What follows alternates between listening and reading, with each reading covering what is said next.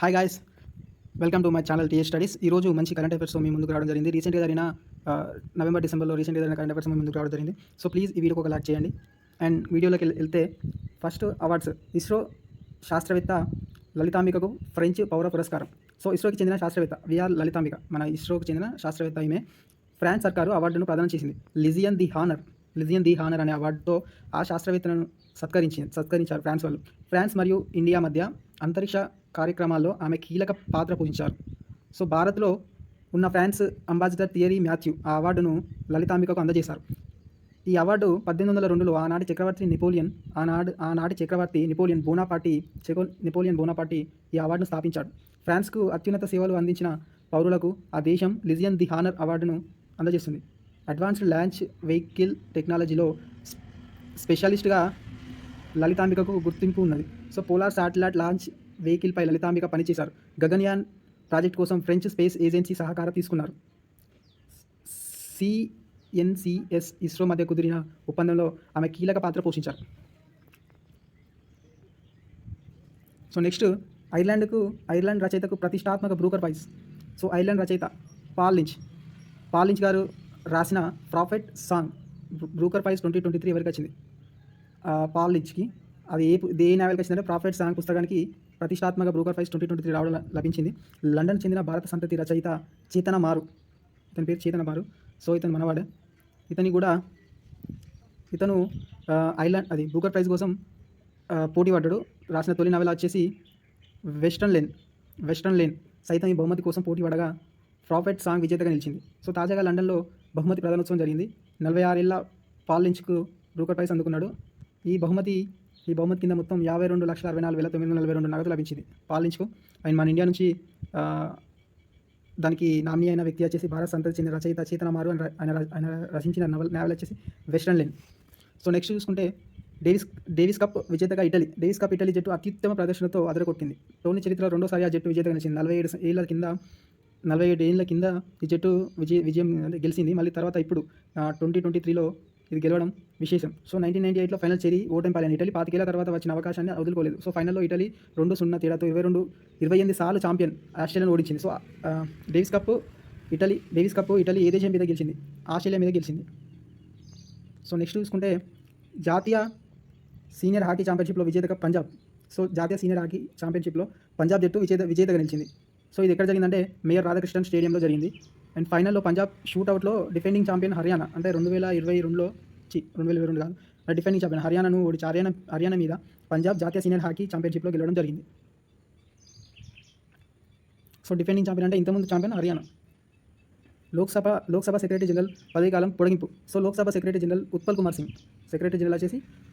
కుమార్ సింగ్ పదవి కాలాన్ని మరో సంవత్సరం పొడిగిస్తూ ఉత్తర్వులు జారీ అయ్యాయి. ఉత్పల్ పదవి కాలాన్ని స్పీకర్ ఓం బిర్లా, మన లోక్సభ స్పీకర్ వచ్చేసి ఓం బిర్లా, ఆయనకు కేబినెట్ సెక్రటరీ హోదా నుండి 2023 డిసెంబర్ 1 నుంచి 2024 నవంబర్ 30 వరకు ఆయన పదవిలో కొనసాగుతారని ఉత్తర్వులో పేర్కొన్నారు. 2020 డిసెంబర్ 1 తేదీన లోక్సభ సెక్రటరీ జనరల్ ఉత్పల్ కుమార్ సింగ్ నియమితులయ్యారు. 2021 నవంబర్ 30వ తేదీన ఆయనకు 2 ఏళ్ల పొడిగింపు ఇచ్చారు. మళ్ళీ ఏడాది పొడిగింపునిస్తూ నవంబర్ 30న ఉత్తర్వులు జారీ అయ్యాయి. ఉత్పల్ కుమార్ సింగ్ వచ్చేసి Lok Sabha secretary general. Next New Zealand కొత్త ప్రధానిగా క్రిస్టోఫర్ లక్సన్ నవంబర్ 20న ప్రమాణ స్వీకారం చేశాడు. అనంతరం దేశాధికారాన్ని మెరుగుపరచని తన ప్రథమ లక్ష్యమని ప్రకటించాడు. గత నెల పార్లమెంట్ ఎన్నికల తర్వాత రెండు చిన్న పార్టీల మద్దతుతో లక్సన్ చెందిన నేషనల్ పార్టీ సంకీర్ణ ప్రభుత్వం. న్యూజిలాండ్ కొత్త ప్రధాని క్రిస్టోఫర్ లక్సన్ అతను చెందిన నేషనల్ పార్టీ సంకీర్ణ ప్రభుత్వాన్ని ఏర్పాటు చేయాలని నిర్ణయించాయి. నెక్స్ట్ చూసుకుంటే పాల ఉత్పత్తిలో 22.81% వృద్ధి జరిగింది ఇండియాలో. సో గత ఐదేళ్ల పాల ఉత్పత్తి 22.81% పెరిగింది. మొత్తం ఉత్పత్తిలో 15.72%తో ఉత్తరప్రదేశ్ మిగిలిన రాష్ట్రాల కన్నా ముందంజలుంది. సో మన దేశంలో అత్యధిక పాలు ఉత్పత్తి చేసే రాష్ట్రం ఏంటంటే ఉత్తరప్రదేశ్ ఆన్సర్ ఉందని కేంద్ర మత్స్య డైరీ శాఖ మంత్రి పురుషోత్తం రూపాలా వెల్లడించారు. జాతీయ పాల దినోత్సవం నవంబర్ 26న జాతీయ పాల దినోత్సవం పురస్కరించుకొని గువాహటి ఆయన 2022-2023 ఆర్థిక సంవత్సరంలో తమ శాఖకు సంబంధించిన వివరాలను విడుదల చేశారు. సో 2022-2023 సంవత్సరానికి దేశంలో పాల ఉత్పత్తిని 230 బిలియన్ టన్నులకు అంచనా వేశారు. 2018-2019 నుంచి చూస్తే గత 5 ఏళ్లలో 22 22.81% వృద్ధిని సాధించింది. గుడ్ల ఉత్పత్తిలో గత 5 ఏళ్లలో 33.1%, మాంసం ఉత్పత్తిలో 20.3%, ఉన్ని ఉత్పత్తిలో 16.84% వృద్ధిని నమోదు చేసినట్టు ఆ మంత్రి తెలిపారు. సో నెక్స్ట్ చూసుకుంటే ఆయుష్మాన్ భారత్ హెల్త్ కేంద్రాల పేరు మార్పు. సో ఇంతకుముందు ఆయుష్మాన్ భారత్ హెల్త్ కేంద్రాలు ఉంటాయి, వాటి పేరు ఇప్పుడు మార్చడం జరిగింది. కేంద్ర ప్రభుత్వ ఆధ్వర్యంలో నడిచే ఆయుష్మాన్ భారత్ హెల్త్ వెల్నెస్ కేంద్రాలు పేరు మారనుంది. ఇక నుండి వాటిని ఆయుష్మాన్ ఆరోగ్య మందిర్గా పిలవడం జరుగుతుంది. పిలవడానికి కేంద్ర ప్రభుత్వం నిర్ణయించింది. దీనికి ఆరోగ్యం పరమం ధనం అనే ట్యాగ్లైన్ ఇచ్చారు.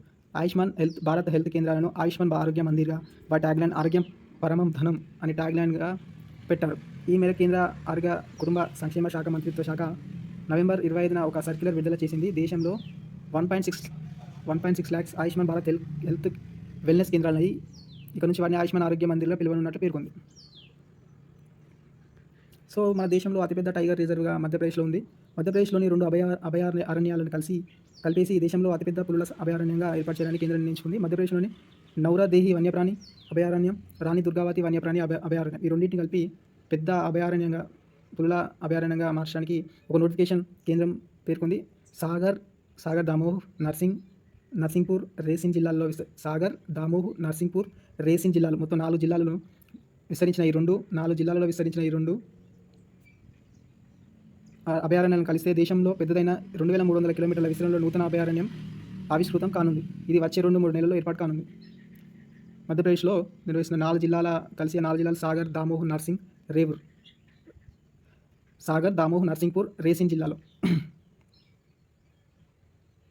నెక్స్ట్ చూసుకుంటే Bharat Biotech university of Sydney మధ్య ఒక ఒప్పందం జరిగింది. హైదరాబాద్ చెందిన Bharat Biotech international limited university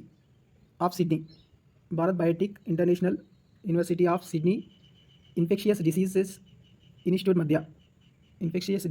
మధ్య ఒక అవగాహన ఒప్పందం కుదుర్చుకున్నాడు.